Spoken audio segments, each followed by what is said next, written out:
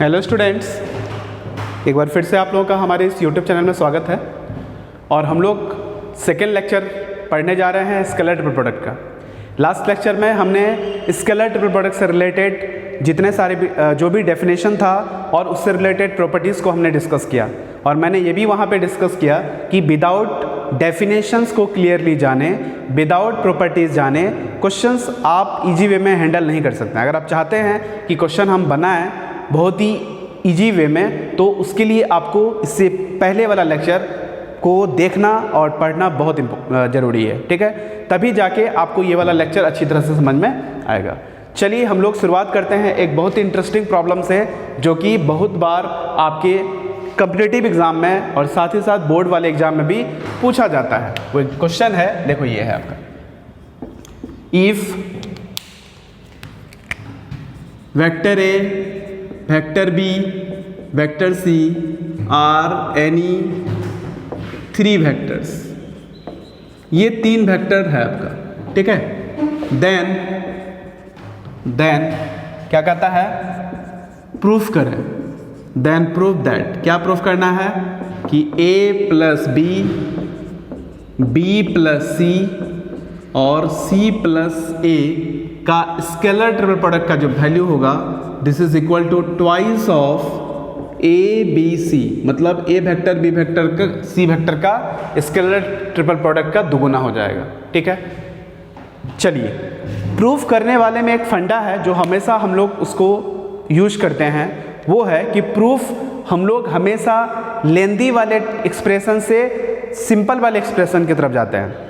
जो बड़ा है उधर से हम लोग मूव करते हैं। जब हम ट्रिगोनोमेट्री पढ़ते हैं तो वहाँ भी ये बात लागू होता है, ठीक है? तो सिर्फ ट्रिगोनोमेट्री में ही नहीं, और जहाँ भी अगर हमको प्रूफ करना हो तो जो एक्सप्रेशन बड़ा होता है हम लोग प्रूफ करते वक्त उसी से बढ़ते हैं। तो हमको दिख रहा है कि LHS वाला जो पार्ट है यहाँ पे थोड़ा लेंदी है, RHS वाला पार्ट जो है उसके कंपेरेटिवली शॉर्ट है, तो हम लोग मूव करेंगे LHS वाले पार्ट से, ठीक है?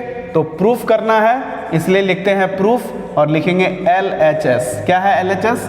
LHS है आपका A plus B, B plus C, C plus A का स्केलर ट्रिपल प्रोडक्ट। और हमको इसको प्रूफ करना है और लाना कितना है? Twice of this. और ये एक प्रॉपर्टी हमने पढ़ा है कि अगर स्केलर ट्रिपल प्रोडक्ट में कोई भी वेक्टर आपका प्लस में है तो उसको हम लोग स्प्लिट कर सकते हैं, ठीक है? तो उसी प्रॉपर्टी को यहाँ भी यूज करेंगे। लेकिन इस बार जो है तीनों जगह प्लस है, इसका मतलब इस बार जो है स्प्लिट आपको 3 बार करना पड़ेगा। 3 बार नहीं, उससे ज़्यादा बार करना पड़ेगा। चलिए कैसे, देखिए यहाँ पे सबसे पहले हम फर्स्ट वाले जो वेक्टर है a प्लस बी, इसको स्प्लिट करके लिखते हैं। तो इसको हम लिख सकते हैं this is equal to a, और यहाँ हो जाएगा b प्लस सी और ये हो जाएगा c प्लस ए, ठीक है? एक साथ, और फिर बीच में किसका साइन? प्लस का साइन। फिर b के साथ तो हो जाएगा b, this is b plus C और ये हो जाएगा c प्लस ए। चलिए यहाँ पे एक बार स्प्लिट किए, फिर देखिए b प्लस सी के लिए इस बार स्प्लिट करना पड़ेगा और यहाँ पे b प्लस सी के लिए एक बार स्प्लिट करना पड़ेगा। तो this is equal to a, यहाँ लिखेंगे b, यहाँ लिखेंगे c प्लस ए, ठीक है? प्लस ये हो जाएगा a c और यहाँ हो जाएगा c प्लस ए, ठीक है? चलो अब इसको ब्रेक करते हैं। ये हो जाएगा b और ये हो जाएगा c प्लस ए, क्लियर? प्लस ये हो जाएगा b c और ये हो जाएगा c प्लस ए, इस तरह से लिख सकते हैं, क्लियर? चलिए आगे बात करते हैं। यहाँ हो जाएगा a वेक्टर b वेक्टर, फिर इसको स्प्लिट करते हैं तो a vector b vector c vector, plus यहाँ हो जाएगा a vector b vector a vector, ठीक है? प्लस इसको क्या लिखेंगे? a vector c vector c vector, plus a vector c vector a vector का स्केलर ट्रिपल प्रोडक्ट। प्लस इसको लिखने की जरूरत नहीं है, मैंने पहले भी कहा था कि 3 में से 2 वेक्टर अगर आइडेंटिकल हो जाए तो स्केलर ट्रिपल प्रोडक्ट का वैल्यू कितना हो जाएगा? 0 हो जाएगा। तो यहाँ लिख दिए 0, प्लस ये हो जाएगा b c c, अब प्लस ये हो जाएगा b c a। चलिए आइए फिर यहाँ देखिए, ये हो जाएगा a vector b vector c vector का स्केलर ट्रिपल प्रोडक्ट, प्लस ये देखो 2 वेक्टर आइडेंटिकल है इसलिए 0, यहाँ भी 2 वेक्टर आइडेंटिकल है इसलिए 0, यहाँ भी 2 वेक्टर आइडेंटिकल है इसलिए 0, प्लस यहाँ भी 2 वेक्टर आइडेंटिकल है 0, अब प्लस वो हो जाएगा B C A, A B C, B C A, C A B, cyclic order में तीनों बराबर हो जाता है, तो इसको हम लिख सकते हैं ए बी सी का स्केलर ट्रिपल प्रोडक्ट, अब प्लस उधर वाले को भी लिख सकते हैं ए बी सी का स्केलर ट्रिपल प्रोडक्ट। इसका मतलब ये दो टर्म हुआ, इसलिए twice of A B C का स्केलर ट्रिपल प्रोडक्ट।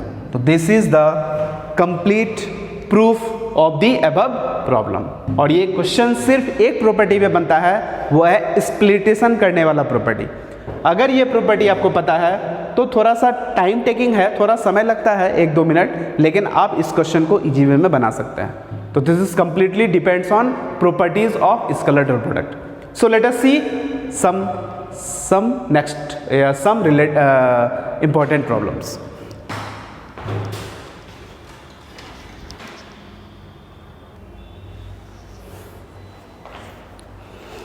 अगला सवाल में आते हैं, कह रहा है if A vector, B vector and C vector are coplanar, कहता है कि ये 3 वेक्टर कोप्लानर है, देन सो दैट क्या शो करना है कि A plus B, B plus C, C plus A are also coplanar.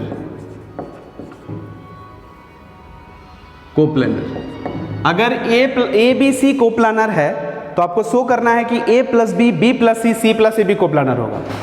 इसका आंसर इससे प्रीवियस वाले प्रॉब्लम पे छिपा हुआ है, ठीक है। कैसे जी? तो देखो यहां हम लिखेंगे सॉल्यूशन। गिवन क्या दिया हुआ है कि A vector, B vector, C vector are coplanar, और हम जस्ट अभी थ्योरी पढ़े हैं, मैंने कहा है कि 3 वेक्टर को कोप्लानर दिखाने का ये भी एक तरीका है कि उसका स्केलर ट्रिपल प्रोडक्ट आप 0 लिख लीजिए। कहने का मतलब अगर ये 3 वेक्टर कोप्लानर है तो ये इंप्लाई करेगा A vector, B vector, C vector is equal to 0, ठीक है। चलिए अब आपको शो करना है कि ये तीनों जो है आपका क्या है, कोप्लानर है, ठीक है। तो अगर ये कोप्लानर है तो इसका स्केलर ट्रिपल प्रोडक्ट 0 होगा। तो यहाँ क्या करेंगे, टेक करते हैं, यहाँ लिख सकते हैं A plus B, B plus C, C plus A. हमको ये दिखाना है कि इसका स्केलर ट्रिपल प्रोडक्ट का वैल्यू 0 हो जाएगा। अभी जस्ट हमने देखा है कि this is equal to twice of A B C का स्केलर ट्रिपल प्रोडक्ट। कहाँ से आया? बाय प्रीवियस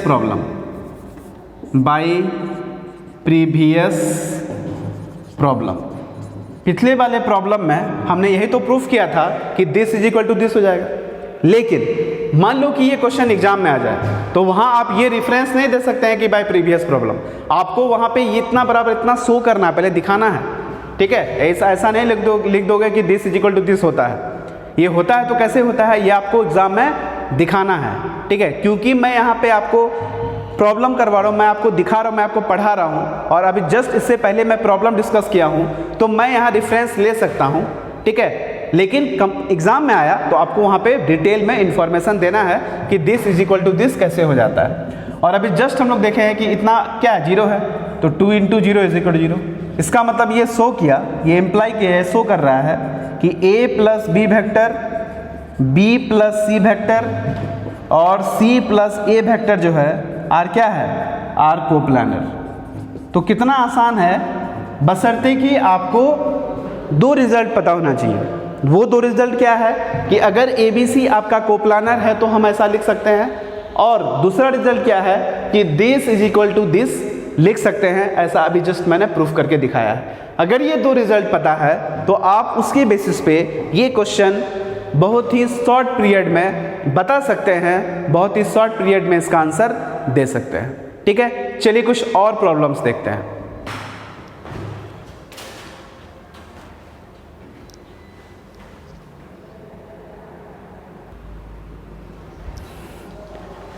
हेलो स्टूडेंट्स, एक बहुत इंटरेस्टिंग क्वेश्चन है स्केलर ट्रिपल प्रोडक्ट का। ये भी क्वेश्चन बहुत बार आपके एग्जाम में पूछा गया है।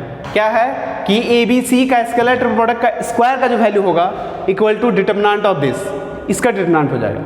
इसको प्रूफ करना बहुत आसान है, क्योंकि हम लोग को एक रिजल्ट पता है कि अगर 3 वेक्टर ए बी सी आई जे के टर्म में एक्सप्रेस किया हुआ हो तो उसका स्केलर ट्रिपल प्रोडक्ट का वैल्यू डिटरमिनेंट के टर्म में जानते हैं, जो हम लोग पहले से पढ़े हुए हैं, ठीक है। तो उसी, और ये क्योंकि आंसर डिटरमिनेंट में है, तो इतना आपको हिट करना चाहिए कि इस क्वेश्चंस को बनाने के लिए ए बी सी को आपको किस तरह से एक्सप्रेस करना है, ठीक है। चलिए आइए तो लिखते हैं यहाँ पे proof.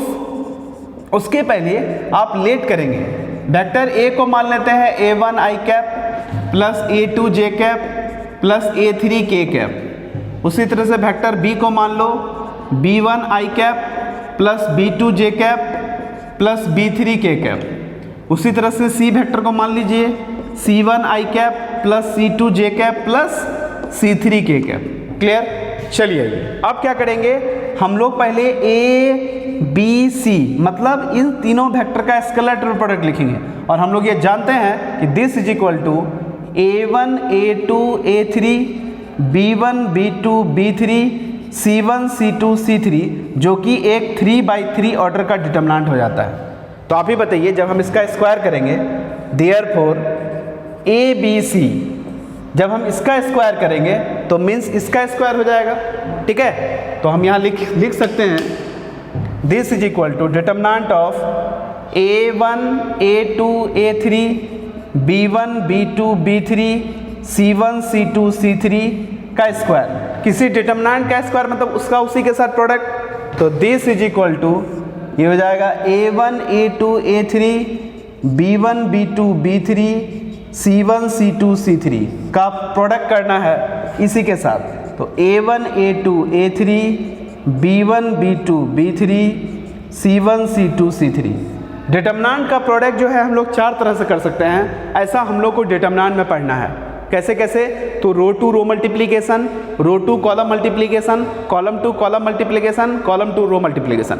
You have a 4 choice, but किसी भी तरह से कीजिए, रिजल्ट आपका एनी हाउ सेम आता है। ऐसा क्यों?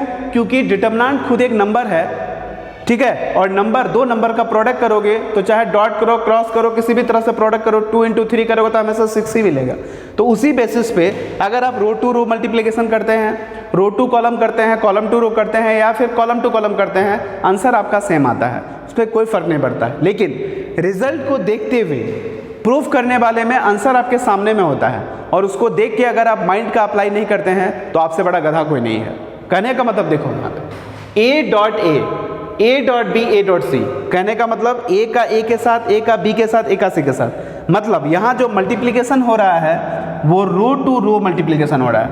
मतलब पहला रो इसके तीनों रो के साथ, फिर दूसरा रो इसके तीनों रो के साथ, फिर तीसरा रो इसके तीनों रो के साथ, रो टू रो मल्टीप्लिकेशन, ठीक है। तो रो टू रो मल्टीप्लिकेशन करेंगे तो देखें क्या आता है, a1 a1, तो ये हो जाएगा a1 a1, ठीक है, प्लस फिर हो जाएगा a2 a2, तो दिस इज a2 a2, ठीक है, और फिर कितना होगा a3 a3, तो यहाँ लिखेंगे a3 a3, ठीक है। ये पहला रो का इसके साथ हो गया, अब पहला रो का इसके साथ होगा तो a1 b1, ठीक है। ये थोड़ा सा स्पेस चाहिए, इसके लिए हम क्या करेंगे, ऊपर वाला हमको मिटाना पड़ेगा। एक काम करते हैं, हम यहाँ पे मिटाते हैं, फिर आपको हम दिखा देते हैं, ठीक है।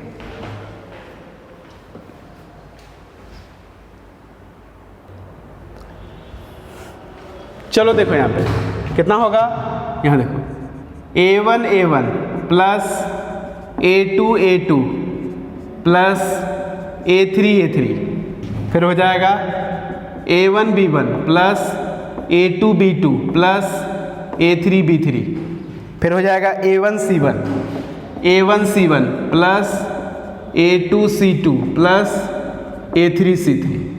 तो उसके बाद ये पहला रो का काम खत्म। दूसरा रो b1 a1 b2 a2 b3 a3 b1 b1 b2 b2 b3 b3 b1 c1 b2 c2 b3 c3।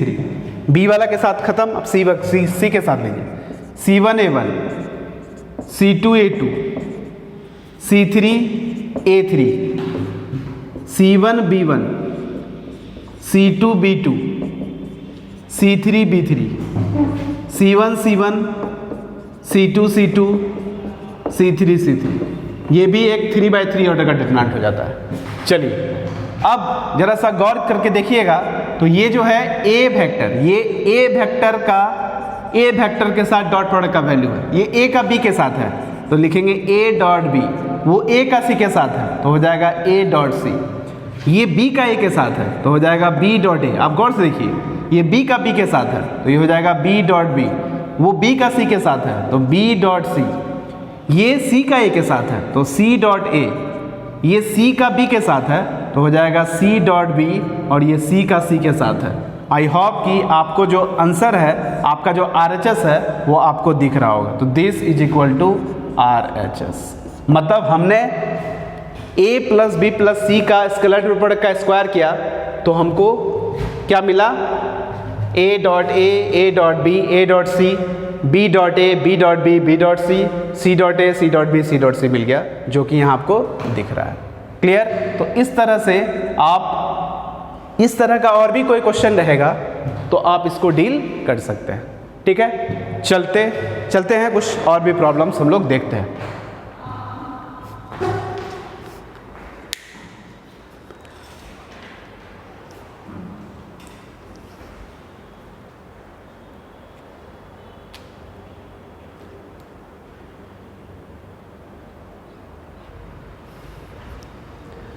ये जो क्वेश्चन आप देख रहे हैं, ये क्वेश्चन भी प्रीवियस प्रॉब्लम के ही तरह है और वैसे ही आपको इसको भी डील करना है। कैसे करेंगे?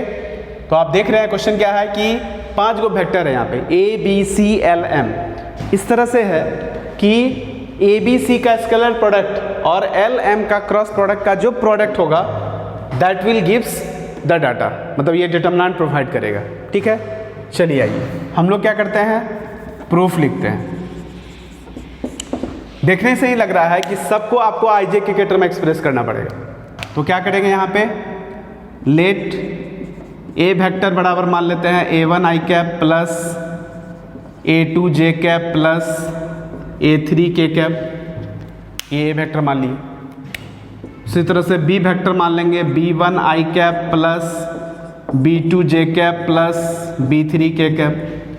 उसी तरह से C वेक्टर मान लेंगे C1 I cap plus C2 J cap plus C3 K cap. और फिर L और M में मान लेते हैं। L वेक्टर बराबर कितना होगा, L1 I cap plus L2 J cap plus L3 K cap. And M vector बराबर कितना हो गया, तो M1 I cap plus M2 J cap plus M3 K cap. ये हमको पता है। ठीक है, नाउ उसके बाद A B C का स्केलर ट्रिपल प्रोडक्ट का जो वैल्यू होता है वो होता है आपका A1 A2 A3 B1 B2 B3 C1 C2 C3। ये आपका हो गया 3/3 ऑर्डर का डिटरमिनेंट। उसी तरह से L vector cross M vector जो क्रॉस प्रोडक्ट है वो हो जाता है I cap J cap K cap. यहाँ हो जाएगा L1 L2 L3, यहाँ हो जाएगा M1 M2 M3। ये भी एक डिटरमिनेंट है, कितना बाई कितना का, 3/3 का। आपको क्या चाहिए, हम लोग को निकालना है A B C का स्केलर ट्रिपल प्रोडक्ट का प्रोडक्ट किसके साथ, L क्रॉस M वेक्टर के साथ। तो दिस इज इक्वल टू, इन दोनों का प्रोडक्ट हो जाएगा। तो यहाँ लिखेंगे A1 A2 A3 B1 B2 B3 C1 C2 C3 का प्रोडक्ट करना है किसके साथ, तो I J K, और यहाँ हो जाएगा L1 L2 L3, यहाँ हो जाएगा M1 M2 M3। ये भी एक 3/3 ऑर्डर का डिटरमिनेंट है, ये भी एक 3/3 ऑर्डर का डिटरमिनेंट है। कैसे करेंगे, तो फिर same row to row multiplication करते हैं और मल्टीप्लिकेशन करने के बाद ये रिजल्ट आपको दिखाई पड़ेगा। ठीक है, यहाँ तक एक नज़र देखिए, फिर आगे बात करते हैं।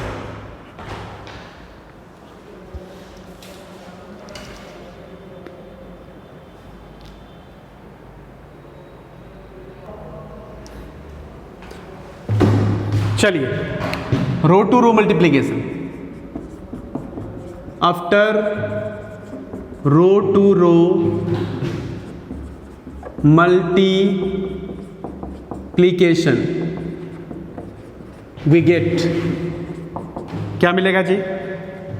तो this is equal to determinant कीजिए, तो हो जाएगा A1 I cap plus A2 J cap plus A3 K cap, ये हो गया इसके साथ, फिर इसको इसके साथ A1 L1 A2 L2 A3 L3, फिर हो जाएगा A1 M1 plus A2 M2 plus A3 M3, determinant close.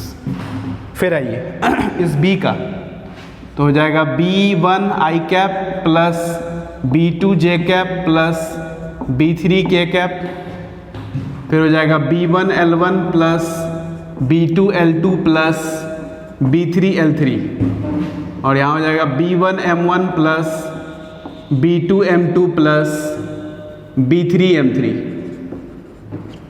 चलिए इसके बाद C, तो हो जाएगा C1 आई कैप प्लस C2 जे कैप प्लस C3 के कैप, फिर हो जाएगा C1 L1 plus C2 L2 plus C3 L3, और ये हो जाएगा C1 M1 plus C2 M2 plus C3 M3। ये भी एक 3/3 ऑर्डर का डिटरमिनेंट है। चलिए ये कितना लिख सकते हैं? A वेक्टर, ये हो गया B वेक्टर, ये हो गया C वेक्टर। वो देखो, वो है आपका A डॉट L और वो है आपका A डॉट M, ये हो गया आपका B डॉट L, ये हो जाएगा B डॉट M, ये हो जाएगा C डॉट L, ये हो जाएगा C डॉट M। ठीक है, अब यहाँ पे क्या करेंगे? रो कॉलम इंटरचेंज कर देते हैं। तो जैसे ही रो कॉलम इंटरचेंज करेंगे तो आपको फाइनल आंसर दिखाई पड़ेगा, और डिटरमिनेंट का यही प्रॉपर्टी है जिसमें रो कॉलम इंटरचेंज करने पर कोई फ़र्क नहीं पड़ता है। तो ये हो जाएगा आपका A vector, B vector, C vector, यहाँ हो जाएगा A डॉट L, ये हो जाएगा B dot L, B dot L vector, और ये हो जाएगा C डॉट L वेक्टर, यहाँ हो जाएगा A dot M vector, B dot M vector, C dot N vector. I hope कि आपको इतना ही लाना था, यही आपका क्या है? RHS हो गया। ठीक है, तो आप देख रहे हैं कि किस तरह से हम लोग इस टाइप के क्वेश्चन को बनाते हैं और कितना इजी वे में बनाते हैं। इसलिए प्रॉब्लम देख के कभी भी घबराइएगा नहीं। अगर आपको थ्योरी का कंप्लीट नॉलेज है तो आई होप कि आप क्वेश्चन को देखते ही आपके माइंड में अटैक कर जाएगा कि हमको कैसे इस क्वेश्चन को बनाना है, क्या मेरा प्रोसेस रहेगा, क्या मेरा स्ट्रेटजी रहेगा। ठीक है, चलिए कुछ क्वेश्चन और देखते हैं।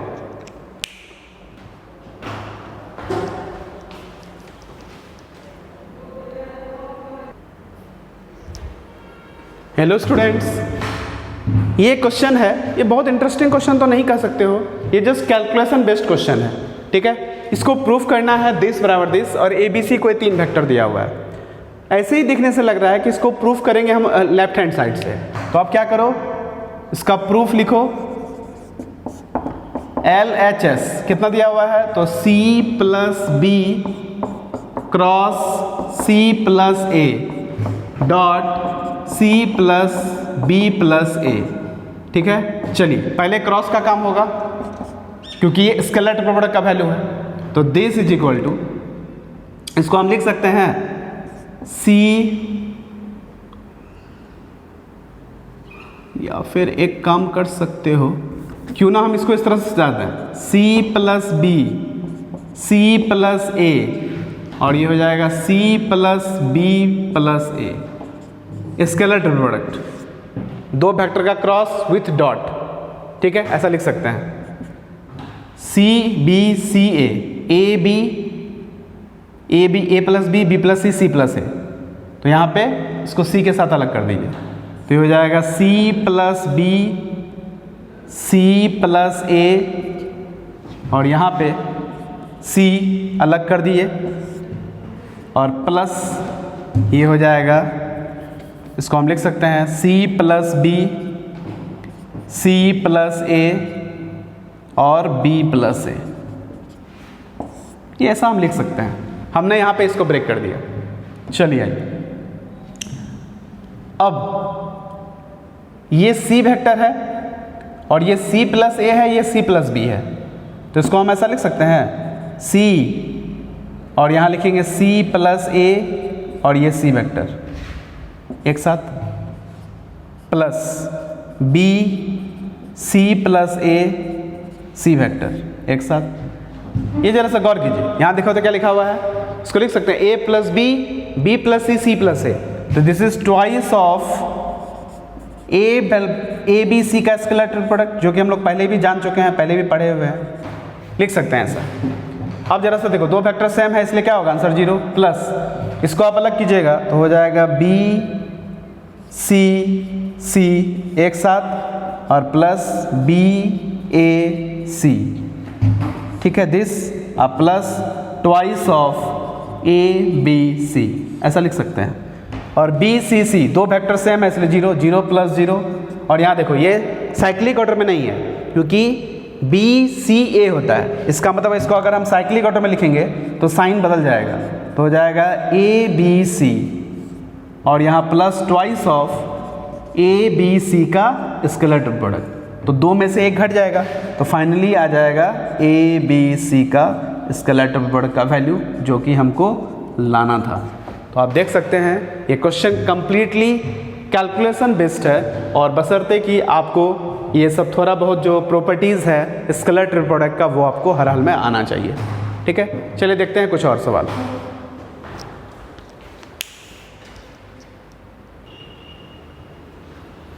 हेलो फ्रेंड्स, एक बहुत ही अच्छा क्वेश्चन है, कह रहा है कि ए बी सी कोई दो नॉन जीरो और नॉन कोलिनियर वेक्टर्स है, सो कीजिए कि दिस बराबर दिस हो जाएगा। मतलब अब ए क्रॉस बी को इस तरह से एक्सप्रेस कर सकते हैं जब ए और बी के बारे में इंफॉर्मेशन है कि ये दोनों vector non zero and non collinear है।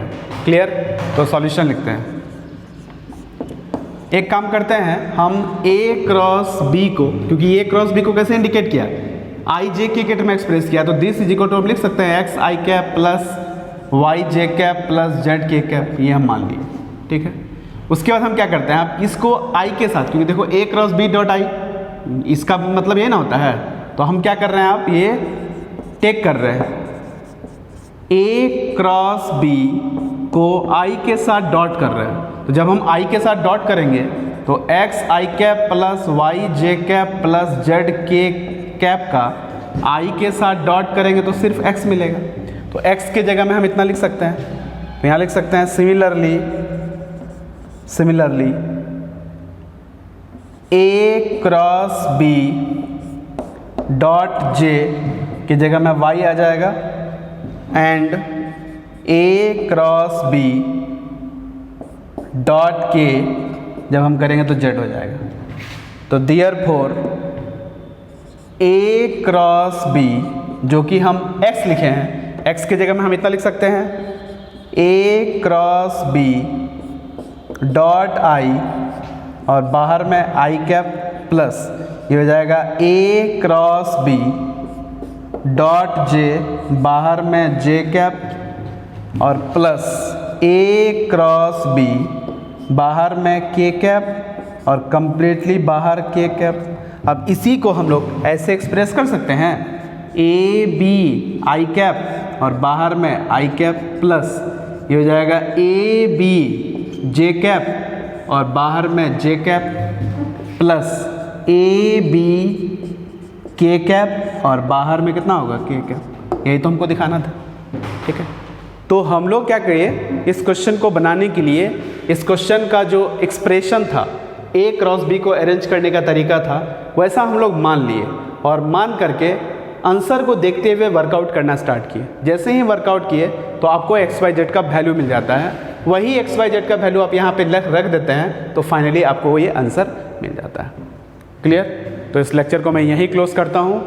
मिलते हैं अगले वीडियो लेक्चर में एक बहुत ही इंटरेस्टिंग क्वेश्चन के साथ, इसलिए अगला वीडियो देखना नहीं भूलिएगा, क्योंकि ये क्वेश्चन हम लोग करने जा रहे हैं जो कि बहुत ही लॉजिकली बहुत ही स्ट्रॉन्ग क्वेश्चन है और बहुत ही मज़ेदार क्वेश्चन है, आपको वहाँ पे सोचने में मजबूर कर देगा। ये सब क्वेश्चन बहुत छोटा छोटा क्वेश्चन है, ये सब क्वेश्चन में कोई दम नहीं है। ठीक है, तो मिलते हैं अगले लेक्चर वीडियो में, तब तक लिए goodbye and happy learning.